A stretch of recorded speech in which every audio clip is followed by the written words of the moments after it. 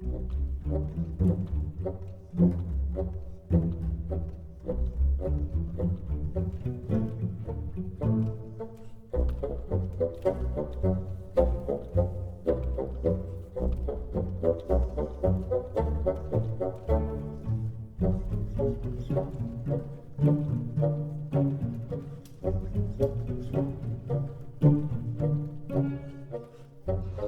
there folks, this is Bruce, my 2018 4Runner TRD Off Road that I have built out into a micro camper, tiny home.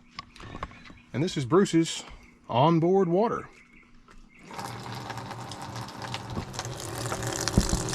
Take you for a little bit of a walk around, then I'll show you how I did it. Yeah, no joke, real running water, a real faucet, a real tap right here inside of the 4Runner, and it was phenomenally more easy than you might think it would be.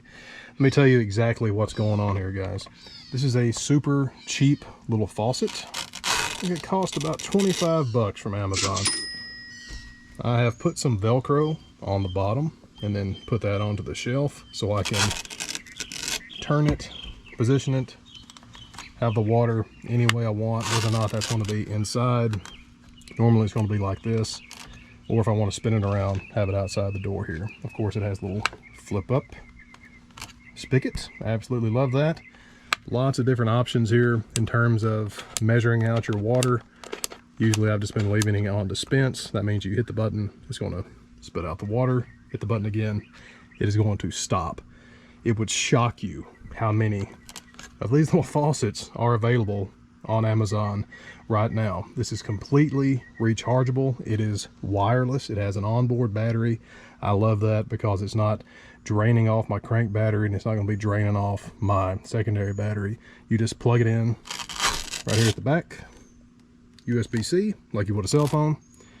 And I have never charged this the entire time that I've had it. I've been testing it, using it with the build, God, I don't know, for over a month, and it's still going strong. Now the way it's connected, of course, it is running down through, show you the little door here, running down through this little folding shelf into a 1.3 gallon soft water container.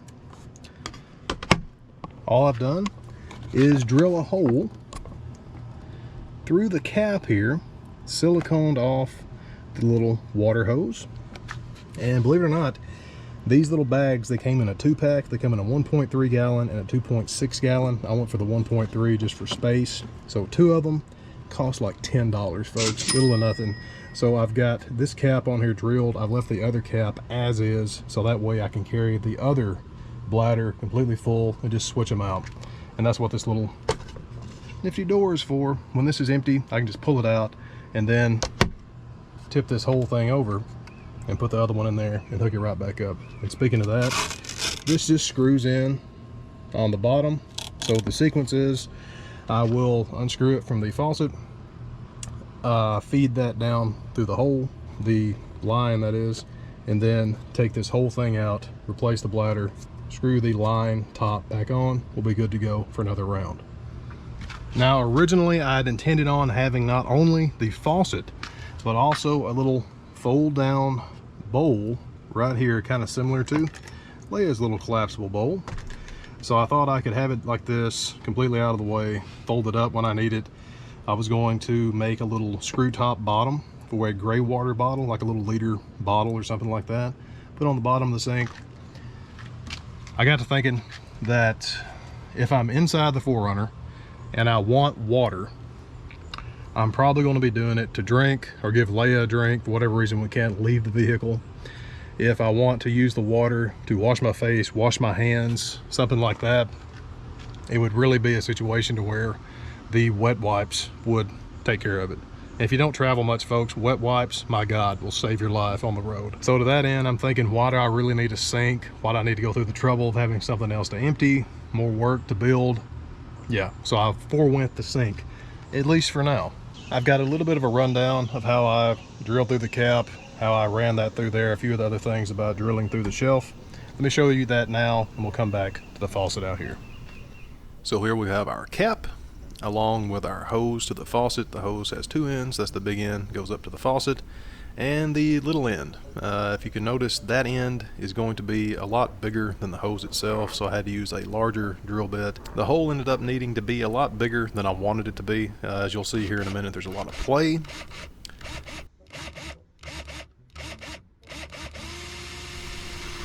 Had to get a little aggressive with it to make the hole big enough in the cap.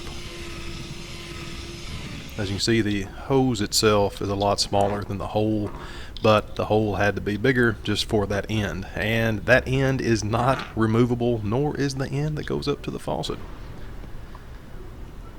Getting ready to drill the hole through the shelving. The hole needs to be, of course, as big as that end that goes up to the faucet, so I ended up having to use a 5/8 drill bit. Now, being able to actually fold over this shelving was a lifesaver. All I did was measure the bottom of the faucet and then half that, essentially taking the radius, and kind of eyeballed the rest of it. I wanted to be able to have the swing out arm of the faucet actually overhang the shelving, no matter the direction I happen to have it facing at any given time. Double and triple checking the fitment here, because I only get one shot at this. I start off drilling a tiny little pilot hole here. The reason for that is because I actually have to flip that shelf over, because I'm not sure if it communicates on camera. This 5/8 drill bit was just too long and I couldn't fit the drill over the top, so I had to come up through the bottom, which like I said, was just a tad nerve-wracking, to say the least.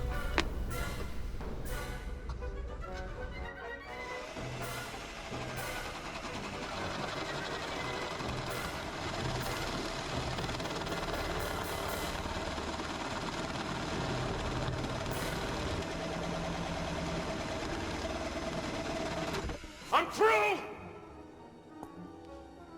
We're through.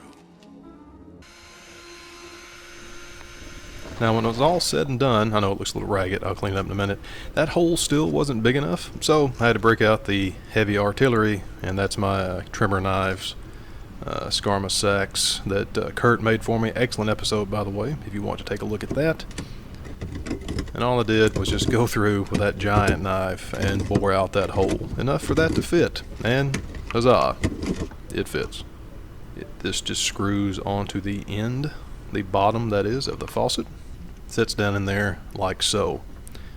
Did a quick dry fitment and then measured off where the hose was going to be connected to the top, or rather how far it was going to go through there. Now, I actually ended up siliconing this and then moving that down after the fact. So what proceeded here in the next few minutes was me just fumbling around with the silicone, trying to get it rigged up to where it would suspend the hose inside the hole. Like I said, I actually ended up redoing this because it was going too far down into that water reservoir.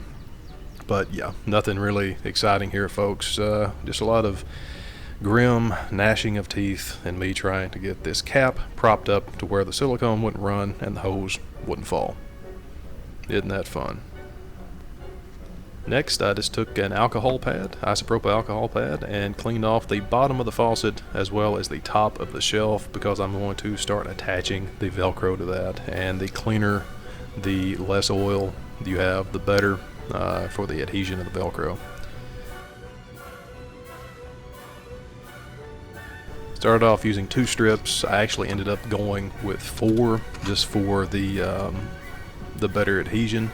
I know it looks a little janky here, folks. Looks like it's porno from the 1970s, but hey, I'm telling you, it works. I just put little strips of Velcro on there, and essentially that is going to be free floating from here on out. It works absolutely beautifully.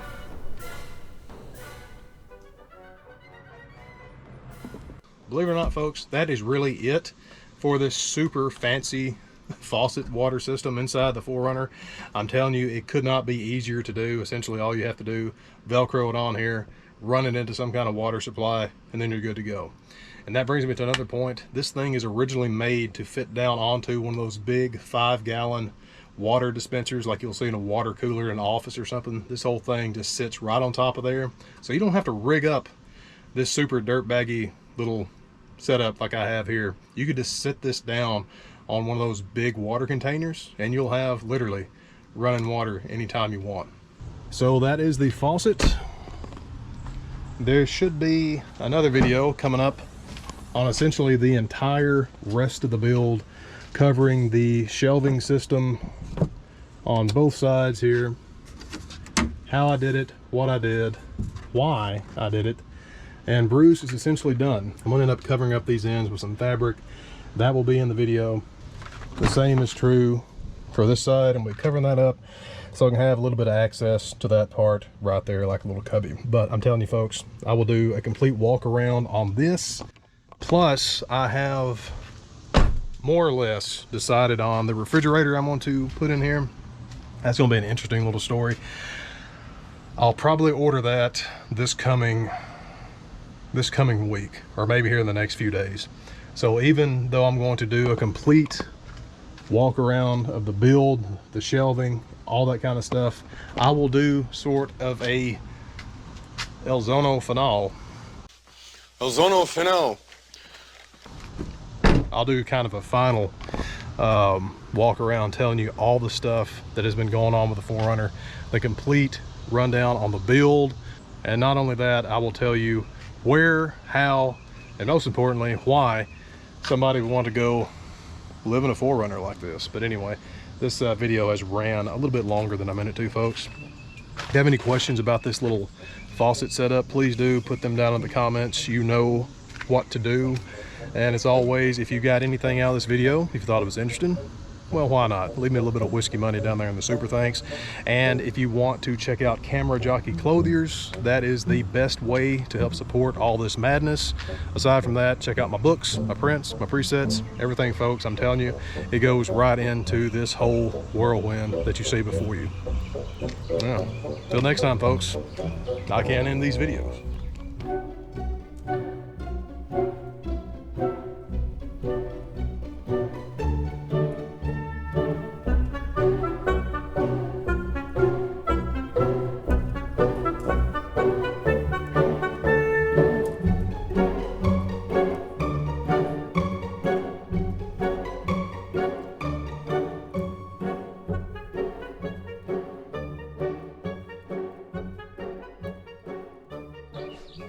I'm not gonna lie, I think about putting a Hawaiian punch in this thing.